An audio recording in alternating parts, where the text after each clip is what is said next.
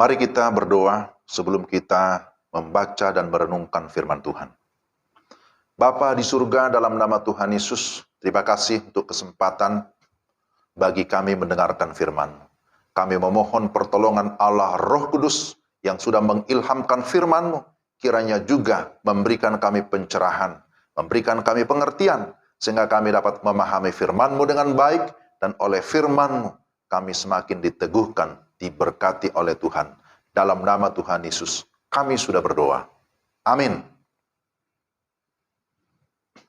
Pembacaan firman Tuhan diambil dari Kitab Keluaran pasal 3 ayat 1 sampai dengan ayat yang ke-15. Keluaran pasal 3 ayat 1 sampai 15, demikian firman Tuhan. Adapun Musa, ia biasa menggembalakan kambing domba Yitro mertuanya, imam di Midian. Sekali ketika ia menggiring kambing domba itu ke seberang padang gurun, sampailah ia ke gunung Allah, yakni gunung Horeb. Lalu malaikat Tuhan menampakkan diri kepadanya di dalam nyala api yang keluar dari semak duri. Lalu ia melihat, dan tampaklah semak duri itu menyala, tetapi tidak dimakan api. Musa berkata, baiklah aku menyimpang ke sana untuk memeriksa penglihatan yang hebat itu. Mengapakah tidak terbakar semak duri itu? Ketika dilihat Tuhan bahwa Musa menyimpang untuk memeriksanya, berserulah Allah dari tengah-tengah semak duri itu kepadanya, Musa, Musa. Dan ia menjawab, ya Allah. Lalu ia berfirman, janganlah datang dekat-dekat, tanggalkanlah kasutmu dari kakimu. Sebab tempat di mana engkau berdiri itu adalah tanah yang kudus. Lagi ia berfirman, akulah Allah ayahmu, Allah Abraham, Allah Ishak, dan Allah Yakub. Lalu Musa menutupi mukanya sebab ia takut memandang Allah.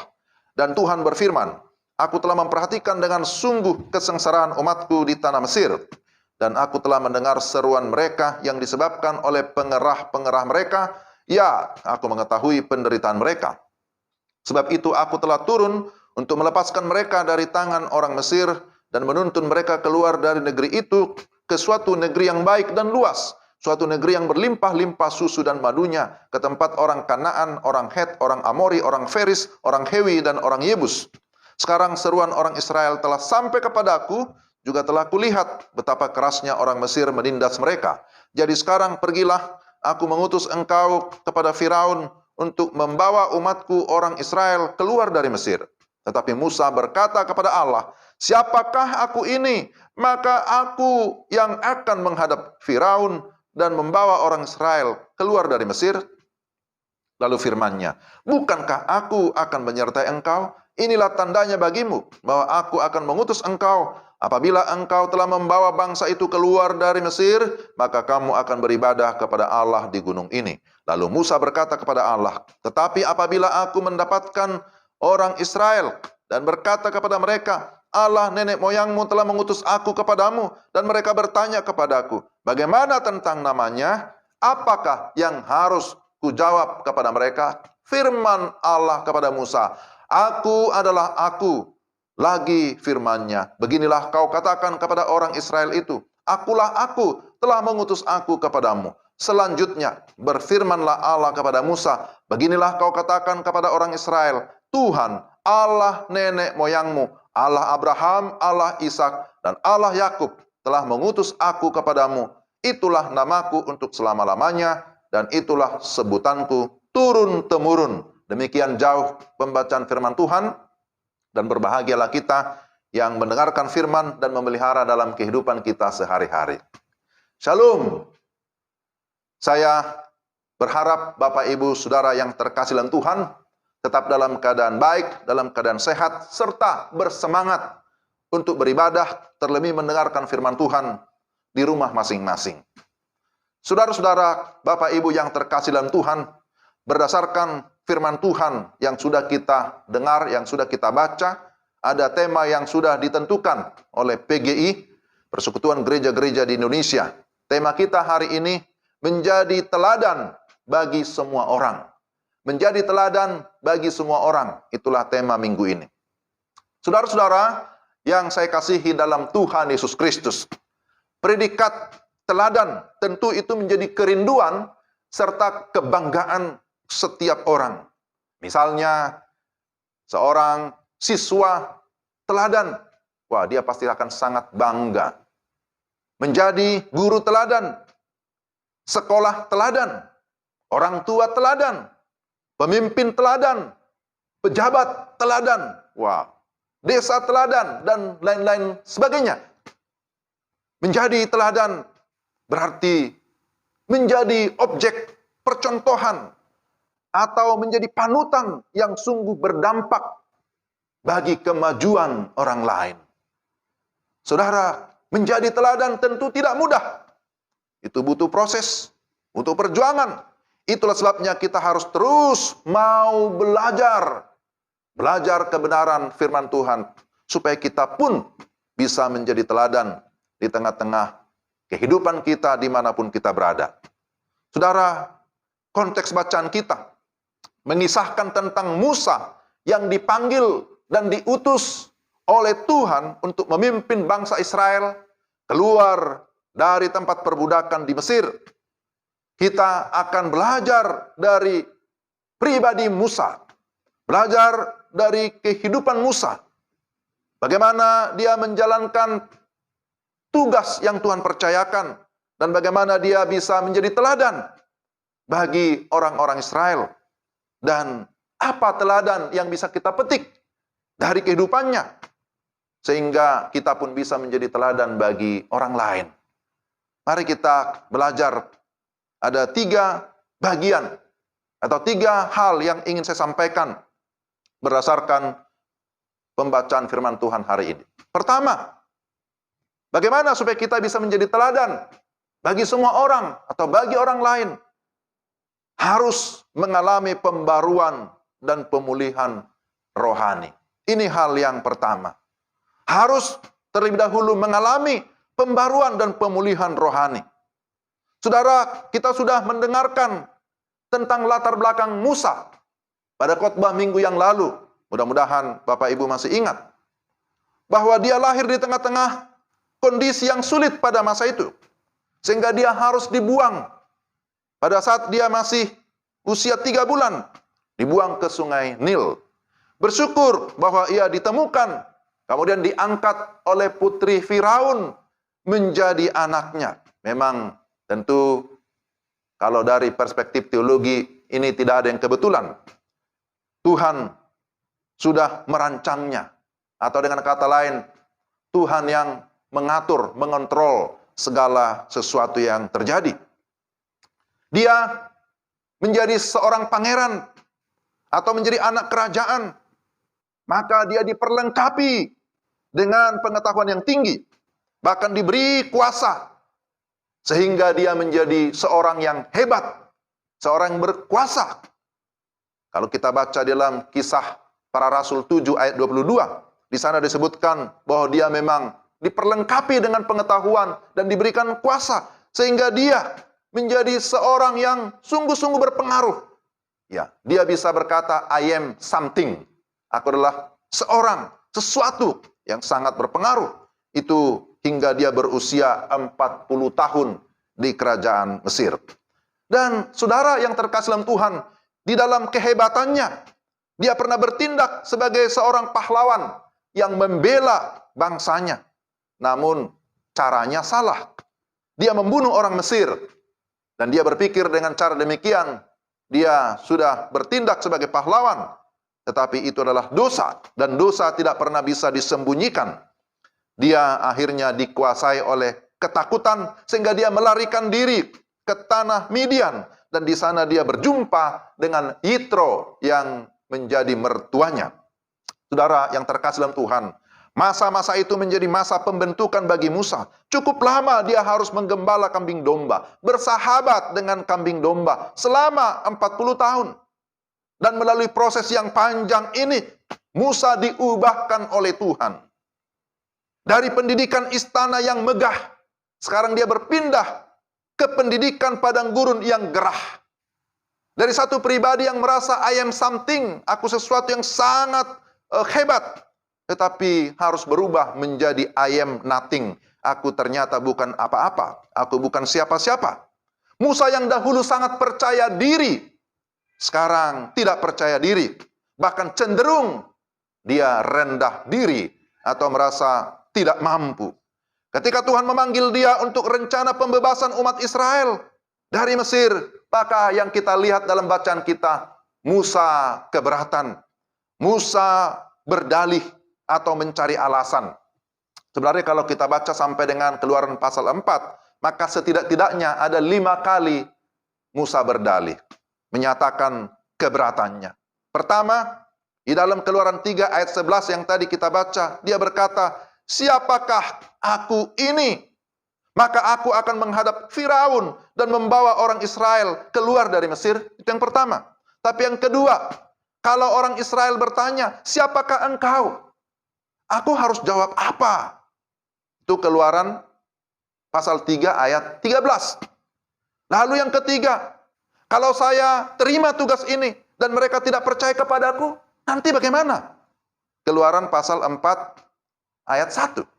Lalu keempat, "Tuhan, aku tidak pandai bicara, aku gagap orangnya." Keluaran 4 ayat 10. Dan yang kelima, akhirnya dia berkata, "Tuhan, utus saja orang lain, jangan saya." Keluaran 4 ayat 13. Saudara yang terkasih dalam Tuhan, ada banyak dalih, ada banyak alasan. Tetapi sekalipun Musa berdalih, rencana Tuhan tetap harus berjalan. Tuhan akhirnya menjumpai Musa. Tuhan membarui dan memulihkan keadaan Musa. Dengan Tuhan hadir melalui penglihatan semak duri, yang tadi sudah kita baca juga. Semak duri yang menyala, tetapi tidak terbakar. Lalu berikutnya Tuhan memperdengarkan suaranya, memanggil Musa, "Musa, Musa." Tuhan tidak sampai di situ. Tidak hanya memperdengarkan suaranya, tetapi dia memperkenalkan namanya. Bukan hanya memperkenalkan namanya, Tuhan menyatakan tanda-tanda yang penuh kuasa. Kalau kita baca seterusnya, maka di sana kita akan melihat bagaimana demonstrasi kuasa Allah dinyatakan ketika Musa berhadapan dengan Firaun. Bahkan Tuhan berjanji akan menyertai Musa. Apalagi yang kurang? Semuanya Tuhan sudah nyatakan.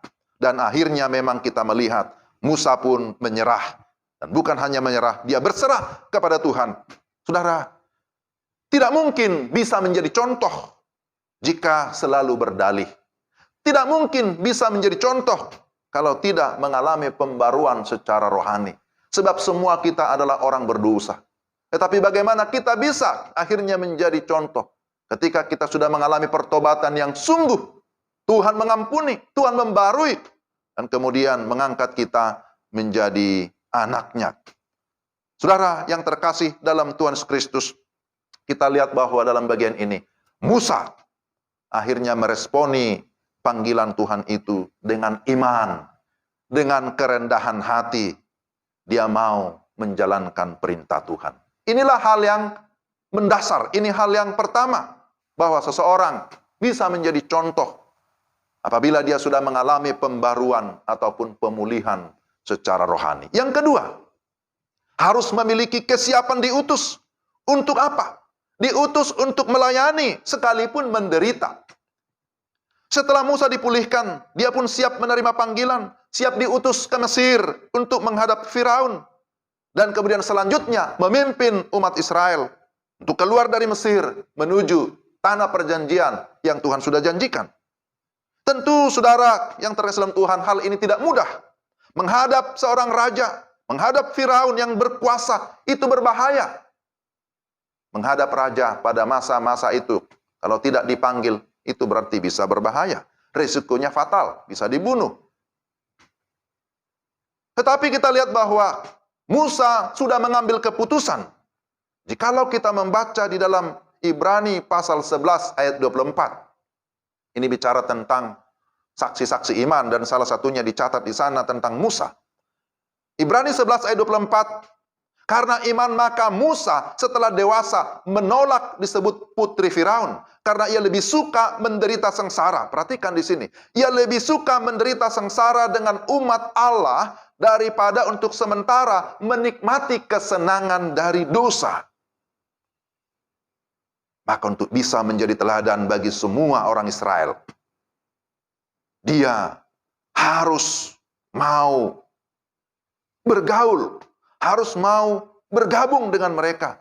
Dan tidak saja bergabung dengan mereka, tetapi harus mau melayani mereka. Dan itu yang kita lihat dalam bacaan-bacaan selanjutnya dalam kitab Keluaran.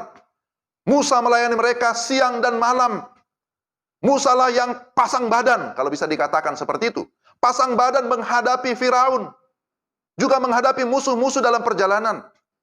Bahkan Musa juga menjadi sasaran keluhan ataupun sungut-sungut dari bangsa Israel.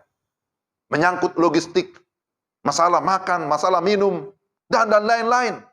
Bahkan Musa sering dipersalahkan ketika berada di padang gurun. Akan tetapi luar biasa, Musa tetap menempatkan diri sebagai seorang hamba yang siap melayani dan menderita demi bangsanya. Dia berusaha menunjukkan teladan kesabarannya, kelembutannya, kasihnya. Walaupun kita tahu bahwa memang ada juga pernah Musa sangat marah. Dan itu yang membuat dia akhirnya tidak diizinkan masuk ke tanah Kanaan. Tetapi yang kita lihat bahwa di dalam kepemimpinannya, dia sungguh-sungguh memberi dirinya. Dia sungguh-sungguh mau mengorbankan dirinya. Dia tidak lagi berpusat kepada dirinya, kepada kepentingannya. Ini hal yang kedua yang kita lihat. Bahwa dia siap diutus dan siap melayani, sekalipun harus menderita, bahkan mati. Yang ketiga, harus tetap fokus dan setia mengikuti kehendak Tuhan. Tetap fokus dan setia mengikuti kehendak Tuhan.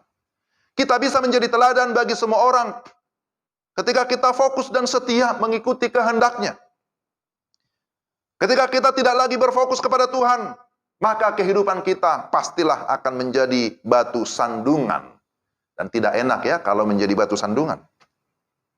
Musa bertanya, "Siapakah namamu?" Lalu Tuhan menjawab dalam ayat 14-15. "Aku adalah aku." Ini yang sering dibaca sebagai Yahweh. Aku adalah aku. Akulah Allah Abraham, Allah Ishak, Allah Yakub. Allah yang hidup, Allah yang kekal, Allah yang setia, yang tidak pernah berubah kasih dan perjanjiannya.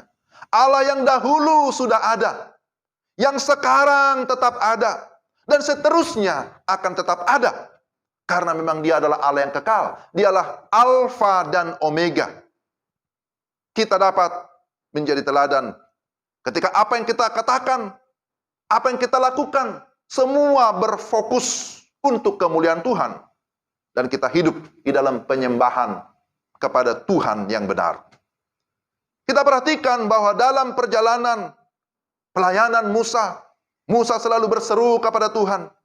Bahkan menjadikan hukum yang dari Tuhan sebagai pedoman di dalam kehidupan sehari-hari. Musa terus mengarahkan semua umat, mengajak bangsa Israel agar beribadah kepada Tuhan. Karena itulah tujuan sesungguhnya, tujuan paling utama mengapa bangsa Israel harus keluar dari Mesir adalah supaya mereka beribadah kepada Allah yang benar, supaya mereka meninggalkan segala dosa, segala kefasikan. Mereka harus beribadah kepada Tuhan. Dan Musa sebagai seorang pemimpin mengarahkan mereka supaya tetap berfokus kepada Tuhan. Dan Musa menjadi teladan bagi bangsa Israel. Musa tidak lagi berfokus pada diri sendiri, tidak lagi mencari kepentingan pribadi, tidak mencari kekayaan, tidak mencari kehormatan. Maka bagi Musa, bagi dia sekarang, God is everything. Tuhanlah segala-galanya. Ini penting, saudara-saudara. Kalau kita mau menjadi teladan, menjadi contoh, harus menjadikan Tuhan sebagai pusat di dalam kehidupan kita. Dan kita berani berkata, Tuhanlah segalanya. Tidak ada yang lain selain Tuhan yang kuingini. Dia sudah menyerahkan seluruh hidupnya untuk dipakai oleh Tuhan selama sisa hidupnya 40 tahun di padang gurun. Ya, Musa hidup selama 120 tahun. 40 tahun di istana Firaun, 40 tahun di padang gurun penggembalaan bersama dengan Yitro, dan 40 tahun Tuhan berikan kesempatan untuk melayani sampai dengan akhir hidupnya. Musa sudah menjadi teladan bagi bangsa Israel, juga menjadi teladan bagi gereja pada masa ini, menjadi teladan bagi saudara dan saya, bagi kita sekalian. Masanya Musa sudah berlalu sekitar 3.500 tahun yang lalu. Tetapi sampai sekarang nama Musa masih tetap populer. Musa menjadi tipologi bagi Yesus Kristus yang datang ke dunia untuk membebaskan manusia dari dosa. Dan untuk tujuan itu, kita tahu bahwa Yesus rela menderita di kayu salib. Jadi Musa menjadi tipologi bagi Kristus yang akan datang. Tentu bagi kita sekarang sudah datang. Saudara yang terkasih dalam Tuhan Yesus Kristus, apa yang merupakan aplikasi atau penerapan bagi kita? Bagaimana dengan kita saat ini? Sudahkah kita menjadi teladan di tengah-tengah keluarga kita masing-masing, atau di lingkungan kita di mana kita berada? Di dalam kitab Injil, Yesus pernah berkata kepada murid-muridnya, kalau kamu mau ikut aku, kamu harus menyangkal diri. Tadi nas pembimbing saya bacakan itu. Kamu harus menyangkal diri, memikul salib, dan mengikut aku. Sesungguhnya ini 3 hal yang juga paralel dengan apa yang saya sampaikan. 3 hal ini harus ada pada kita, sehingga kita bisa menjadi teladan bagi semua orang. Menyangkal diri, artinya tidak lagi berpusat kepada diri sendiri. Mampu merendahkan diri, rendah hati. Tapi juga dikatakan memikul salib, artinya ada kerelaan untuk apa? Berkorban, kesiapan untuk menderita, siap untuk melayani. Barulah kemudian mengikut aku, kata Yesus. Mengikut Tuhan, artinya tetap fokus, tetap setia. Mengikuti Tuhan, setia sampai akhir, bahkan setia sampai mati. Menjadi teladan. Tidak mudah. Tetapi Yesus sudah menjadi teladan bagi murid-muridnya. Yesus juga berkata kepada murid-muridnya, sebagaimana teladanku, maka kamu juga harus menjadi teladan di dalam segenap pelayananmu. Rasul Paulus juga berkata kepada Timotius, jangan seorang pun menganggap engkau rendah karena engkau muda, tetapi jadilah teladan dalam perkataan, dalam tingkah lakumu, dalam kasih, dalam kesetiaan, dan dalam kesucianmu. Ini ada yang menciptakan lagu dari ayat ini. Jangan seorang pun menganggap engkau rendah karena engkau muda, tetapi jadilah teladan bagi orang-orang percaya. Dalam perkataanmu, dalam tingkah lakumu, dalam kasihmu, dalam kesetiaanmu, dan dalam kesucianmu. Menjadi teladan. Artinya, saudara-saudara, keseluruhan aspek hidup kita, baik pikiran, perasaan, sikap, kehendak, semuanya harus selaras dengan firman Tuhan. Barulah itu dikatakan menjadi teladan.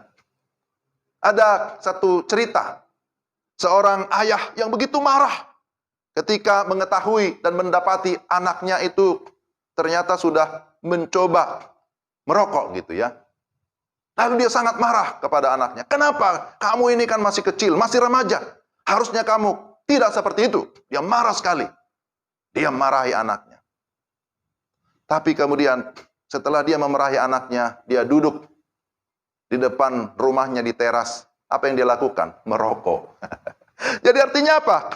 Dia baru saja marah supaya anaknya jangan melakukan itu. Tapi kemudian dia melakukannya. Bagaimana menjadi teladan? Atau ada seorang ibu yang berkata kepada anak gadisnya, anak sekolah, jangan pulang terlambat dari sekolah. Kamu harus cepat pulang ke rumah. Sementara dia sering keluar, ngerumpi, dan pulang sesuka hati. Nah ini kan tidak bisa menjadi teladan. Demikian juga, jika seorang guru berkata kepada muridnya, kamu harus rajin belajar, rajin membaca, dan seterusnya. Tapi guru juga harus rajin belajar, rajin membaca. Kan seperti itu. Barulah kita bisa menjadi teladan. Ketika di rumah, kita berkata kamu harus rajin berdoa, rajin membaca firman. Tapi kita tidak menjadi pelaku. Bagaimana bisa menjadi teladan bagi anak-anak kita? Nah, saudara yang terkasih dalam Tuhan, saya yakin kita semua mau menjadi teladan. Amin ya. Semua mau menjadi teladan. Maka pastikan bahwa saudara dan saya sudah mengalami pemulihan secara rohani di dalam Kristus. Pastikan bahwa kita adalah pribadi-pribadi yang memang siap menyangkal diri, tidak lagi berpusat kepada diri sendiri, memiliki kerendahan hatian dan rela melayani, walaupun harus memikul salib, harus menderita, dan kemudian kita tetap berfokus kepada Tuhan. Mengikut Tuhan itu sudah menjadi keputusan saya, keputusan kita. Mengikut Yesus sudah menjadi keputusan kita. Seluruh kehidupan kita arahkan kepada Tuhan. Maka sebagaimana firman Tuhan, apapun juga yang kamu perbuat, perbuatlah dengan segenap hatimu, seperti untuk Tuhan dan bukan untuk manusia. Dengan demikian, kehidupan kita bisa menjadi teladan bagi semua orang. Kehidupan kita bisa menjadi berkat. Dan di atas semuanya, Tuhan disenangkan, Tuhan dimuliakan. Amin. Mari kita berdoa. Tuhan, terima kasih untuk firman-Mu. Kami berdoa sekali lagi supaya Allah Roh Kudus menolong kami, supaya kami tidak hanya menjadi pendengar, tetapi kami dapat melakukan firman-Mu, sehingga kehidupan kami dapat berdampak positif, menjadi berkat bagi banyak orang dimanapun kami berada. Terpujilah Engkau. Dalam nama Tuhan Yesus, kami sudah berdoa dan bersyukur. Amin.